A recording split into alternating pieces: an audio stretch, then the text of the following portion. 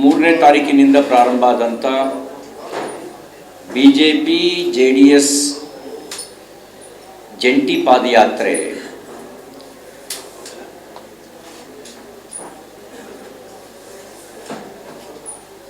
ಈಗ ಅದೊಂದು ರೀತಿಯ ಜನಾಂದೋಲನವಾಗಿ ರೂಪುಗೊಂಡಿದೆ.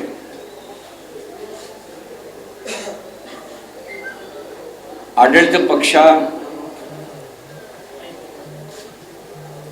ಪಾದಯಾತ್ರೆಗೆ ಸೇರ್ತಿರ್ತಕ್ಕಂಥ ಜನಬೆಂಬಲವನ್ನು ನೋಡಿ ಮುಖ್ಯಮಂತ್ರಿಗಳಾದಿಯಾಗಿ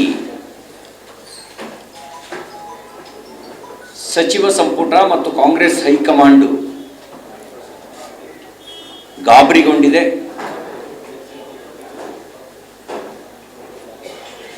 ಅವರು ಭಯಭೀತರಾಗಿ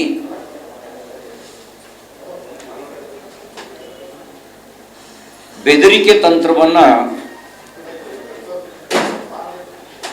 ಅನುಸರಿಸಲಿಕ್ಕೆ ಹೊರಟಿದ್ದಾರೆ.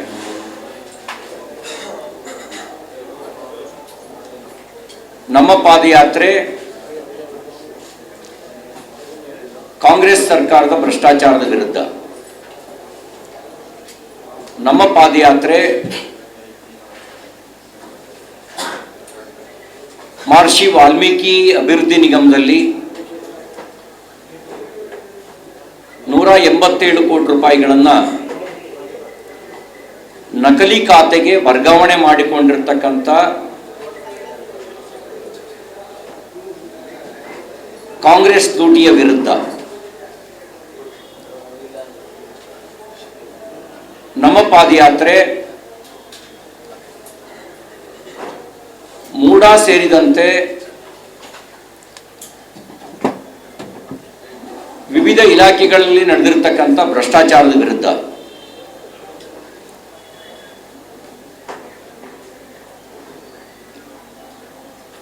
ನಾವು ಮುಖ್ಯಮಂತ್ರಿ ಸಿದ್ದರಾಮಯ್ಯನವರಿಗೆ ತಮ್ಮ ಮೂಲಕ ಒಂದು ಪ್ರಶ್ನೆಯನ್ನು ಕೇಳಲಿಕ್ಕೆ ಬಯಸ್ತೇನೆ. ನೀವು ಹೇಳ್ಕೊಂಡಿದ್ದೀರಿ ನನ್ನ 40 ವರ್ಷದ ಸಾರ್ವಜನಿಕ ಜೀವನ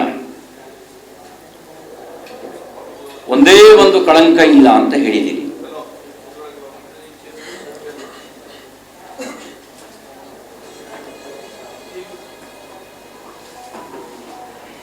ನಾನು ಮುಖ್ಯಮಂತ್ರಿಗಳಿಗೆ ಪ್ರಶ್ನಿಸೋದಕ್ಕೆ ಬಯಸ್ತೇನೆ, ಮೂಡಾ ಹಗರಣ ಕಳಂಕ ಅಲ್ವೇ?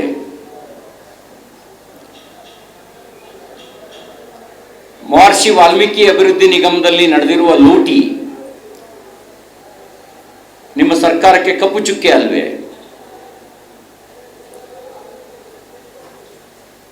ಅಲ್ಪಸಂಖ್ಯಾತರ ಕಲ್ಯಾಣ ಇಲಾಖೆಯಲ್ಲಿ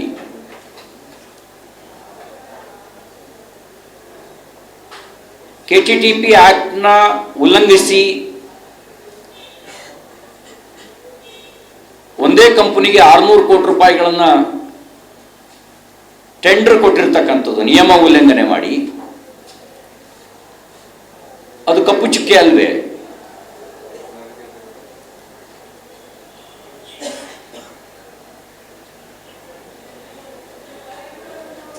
ಪ್ರತಿ ಹುದ್ದೆಗೆ ರೇಟ್ ಕಾರ್ಡ್ ನಿಗದಿ ಮಾಡಿ ಎಲ್ಲ ಇಲಾಖೆಗಳಲ್ಲಿ ಸಬ್ ಇನ್ಸ್ಪೆಕ್ಟರ್ಗಿಷ್ಟು, ಇನ್ಸ್ಪೆಕ್ಟರ್ಗಿಷ್ಟು, DYSPಗಿಷ್ಟು, ಕಮಿಷನರಿಗಿಷ್ಟು ಅಂತ ಪೊಲೀಸ್ ಇಲಾಖೆಯಲ್ಲಿ, ತಹಸೀಲ್ದಾರರಿಗೆ, AC ಗೆ, ಸ್ಪೆಷಲ್ DC ಗೆ ದರ ನಿಗದಿ ಮಾಡಿರೋದು, ಕಂದಾಯ ಇಲಾಖೆಯಲ್ಲಿ ಸಬ್ ರಿಜಿಸ್ಟ್ರಾರ್ಗಳ ಬಹಿರಂಗ ಹರಾಜು, ಎಕ್ಸೈಸ್ ಡಿಪಾರ್ಟ್ಮೆಂಟ್ನಲ್ಲಿ ಎಕ್ಸೈಸ್ ಇನ್ಸ್ಪೆಕ್ಟರ್ ಮತ್ತು DC ಗಳಿಗೆ ದರ ನಿಗದಿ,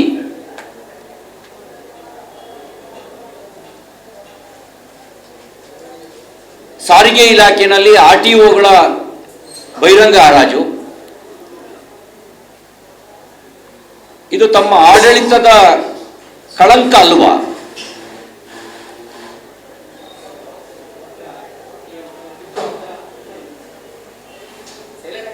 ಬೆಂಗಳೂರಿನಲ್ಲಿ FIRಗೆ ಒಂದು ಅಡಿಗೆ 100 ರೂಪಾಯಿ ಕೊಡಬೇಕು, ಇಲ್ಲಿ ಹೋಗ್ತಾ ಇದೆ ಆ ದುಡ್ಡು. ಒಂದು ಅಡಿಗೆ 100 ರೂಪಾಯಿ ಹೆಚ್ಚುವರಿಯಾಗಿ ಕೊಡಬೇಕು. ತೆರಿಗೆ ಅಲ್ಲ, ಅದು ಲಂಚ. ಪ್ರತಿ ತಿಂಗಳು ಕನಿಷ್ಠ 500ರಿಂದ 600 ಕೋಟಿ ರೂಪಾಯಿ ಸಂಗ್ರಹ ಆಗುತ್ತೆ. ಎಲ್ಲಿ ಹೋಗ್ತಾ ಇದೆ ದುಡ್ಡು? ಚೇಂಜ್ ಆಫ್ ಲ್ಯಾಂಡ್ ಯೂಸ್ಗೆ ಫಾರ್ ಎಕರ್, 1 ಎಕರೆಗೆ 25 ಲಕ್ಷ ಕೊಡಬೇಕು ಲಂಚ. ಎಲ್ಲಿ ಹೋಗ್ತಾ ಇದೆ ಆ ದುಡ್ಡು?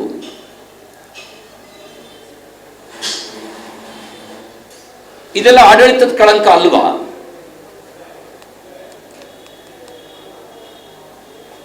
ಮಾನ್ಯ ಮುಖ್ಯಮಂತ್ರಿಗಳೇ,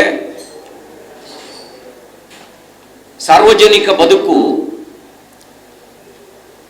ಸ್ವಚ್ಛವಾಗಿದ್ದರೆ ಮಾತ್ರ ಕಳಂಕವಿಲ್ಲದ ಆಡಳಿತ ಅಂತ ಕರಿಬಹುದು.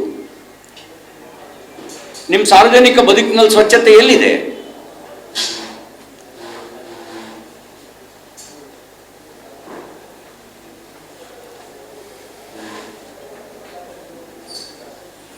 ಈ ಎಲ್ಲ ಭ್ರಷ್ಟಾಚಾರ ಏನನ್ನು ಸೂಚಿಸುತ್ತೆ? ಮಾನ್ಯ ಮುಖ್ಯಮಂತ್ರಿಗಳೇ, ನೀವು ಆಡಳಿತಕ್ಕೆ ಬಂದ ತಕ್ಷಣ, ಮುಖ್ಯಮಂತ್ರಿ ಆದ ತಕ್ಷಣ ಲೋಕಾಯುಕ್ತವನ್ನು ದುರ್ಬಲಗೊಳಿಸಿದ್ರಿ. ACBಯನ್ನು ರಚನೆ ಮಾಡಿಕೊಂಡ್ರಿ.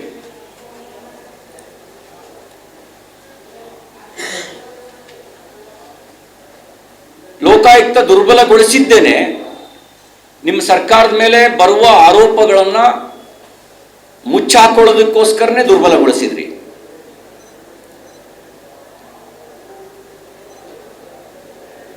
ಬೆಂಗಳೂರಿನ ಅರ್ಕಾವತಿ ಬಡಾವಣೆಯಲ್ಲಿ ರೀಡು ಹೆಸರಿನಲ್ಲಿ 880 ಎಕರೆಯನ್ನು ಡಿನೋಟಿಫಿಕೇಶನ್ ಮಾಡಲಾಯಿತು. Who was father of redo? ಯಾರು ರೀಡು ಪಿತಾಮಹ? What is the definition of redo? ರೀಡುವಿಗೆ ಡಿಕ್ಷನರಿ ಮೀನಿಂಗ್ ಏನಿದೆ? ಆದರೆ ನಿಮ್ಮ ಸರ್ಕಾರ ಮಾಡಿದ್ದೇನು? ರೀಡು ಹೆಸರಿನಲ್ಲಿ 880 ಎಕರೆಯನ್ನು ಡಿನೋಟಿಫಿಕೇಶನ್ ಮಾಡಲಾಯಿತು. ಎಕರೆಗೆ 2 ಕೋಟಿ ರೂಪಾಯಿ ಪಡೆದು. ಅದಿದು ಆಡಳಿತದ ಕಳಂಕ ಅಲ್ವಾ? ಇದು ಕಪ್ಪು ಚುಕ್ಕೆ ಅಲ್ವಾ?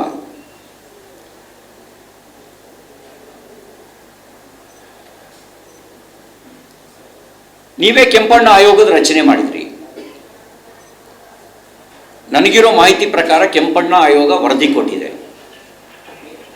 ಆ ವರದಿಯಲ್ಲಿ ಅಕ್ರಮ ಆಗಿರೋದು ಸತ್ಯ ಅಂತ ಒಪ್ಕೊಂಡಿದೆ.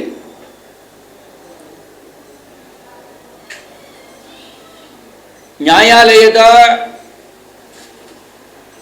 ಗೈಡ್ಲೈನ್ಸ್ ಅನ್ನು ಮೀರಿ, ನಿರ್ದೇಶನವನ್ನು ಮೀರಿ ಡಿನೋಟಿಫಿಕೇಶನ್ ಮಾಡಲಾಗಿದೆ ಅನ್ನೋದನ್ನ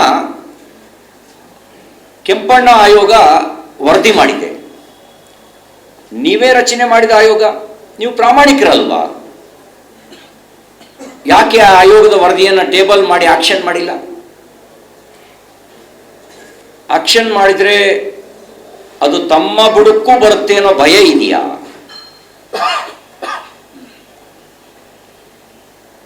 ಯಾರ್ಯಾರು ಅರ್ಕಾವತಿ ಹಗರಣದಲ್ಲಿ ಭಾಗಿಯಾಗಿದ್ರು ಅಂತ ಹೇಳಿ ಸಂಶಯದ ಬೆಟ್ಟನ್ನ ನ್ಯಾಯಮೂರ್ತಿ ಕೆಂಪಣ್ಣ ಅವರು ತೋರಿಸಿದ್ರು, ಅವರೆಲ್ಲರಿಗೂ ಆಯಕಟ್ಟಿನ ಜಾಗವನ್ನು ನಿವೃತ್ತಿ ನಂತರನೂ ದಯಪಾಲಿಸಿದ್ರಿ.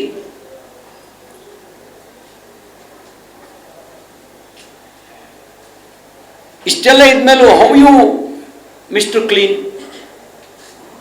You are not mister clean. ಇದೆಲ್ಲ ತೋರಿಸುತ್ತೆ you are mister corrupt. You are not a mister clean.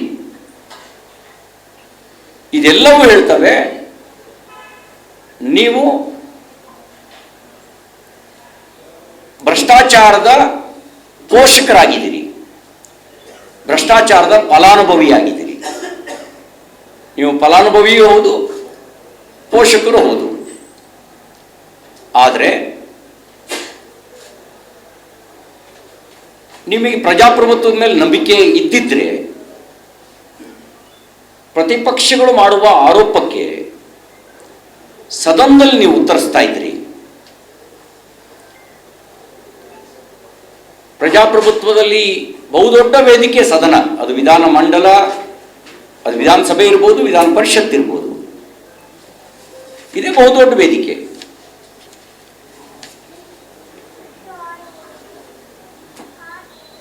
ನೀವು ನಮ್ಮ ಪ್ರಶ್ನೆ ಮತ್ತು ಆರೋಪಗಳನ್ನು ಕೇಳಲಿಕ್ಕೂ ಸಿದ್ಧರಾಗಲಿಲ್ಲ. ಅಲ್ಲಿ ಪಲಾಯನ ಮಾಡಿದ್ರಿ.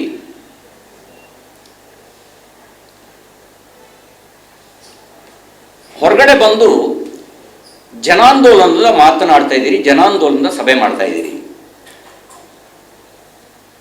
ನಿಮಗೆ ಸತ್ಯವನ್ನು ಎದುರಿಸುವ ಧೈರ್ಯ ಇದ್ದಿದ್ರೆ ವಿಧಾನಸಭೆ ಮತ್ತು ವಿಧಾನ ಪರಿಷತ್ನಲ್ಲೇನೆ ಸತ್ಯವನ್ನು ಎದುರಿಸ್ತಿದ್ರಿ, ಉತ್ತರ ಕೊಡ್ತಾ ಇದ್ರಿ. ನಿಮಗೆ ಆ ಧೈರ್ಯ ಇಲ್ಲ. ಇಲ್ಲದೇ ಇರೋ ಕಾರಣಕ್ಕೆ ಪಲಾಯನವಾದಿಯಾಗಿದ್ದೀರಿ. ನೀವು ಫಲಾನುಭವಿ ಆಗಿರೋ ಕಾರಣಕ್ಕೋಸ್ಕರನೇ ಪಲಾಯನವಾದಿಯಾದ್ರಿ.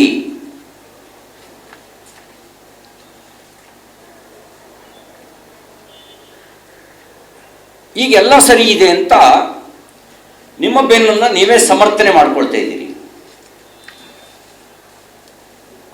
ನೀವು ಮುಖ್ಯಮಂತ್ರಿಯಾಗಿ ಎಲ್ಲ ಸರಿ ಇದೆ ಅಂತ ಸಮರ್ಥನೆ ಮಾಡ್ಕೊಂಡ್ಮೇಲೆ ನೀವೇನು ನೇಮಕ ಮಾಡಿದಂಥ ನ್ಯಾಯಮೂರ್ತಿ ದೇಸಾಯಿ ಆಯೋಗ ನಿಮ್ಮನ್ನು ಆಪಾದಿತ ಅಂತನೋ ಅಪರಾಧಿ ಅಂತನೋ ಬೆಟ್ ಮಾಡಿ ತೋರಿಸ್ಬೋದೇ?